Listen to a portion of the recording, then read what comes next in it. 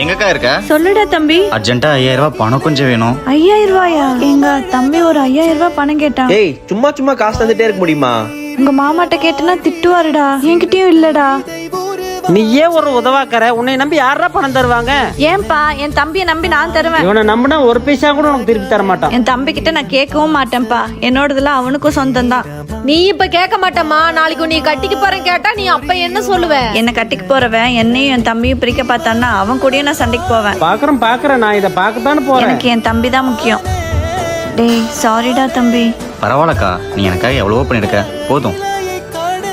இல்லைனா பரவாயில்ல, விடு மச்சான். ஊருக்கு இங்கே எல்லாத்துக்கிட்ட போய் காசு கிடச்சி. என்ன அக்கா அக்கௌண்ட்லேருந்து பணம் ரிசீவ் ஆயிருக்கு? டேய் தம்பி 5000 ரூபாய் வந்திருக்கா? அக்கா அக்கா, ஆனால் மாமாவுக்கு தெரிஞ்சா? ஏய் அனுப்புனதே அவர் தான்டா. அவரும் பக்கத்துல தான் இருக்காரு. தேங்க்ஸுங்க மாமா, நான் 1 மாசம் திருப்பி தந்துடுறேங்க. டேய் உங்க அக்காவோடது எல்லாமே உனக்கும் தான்டா.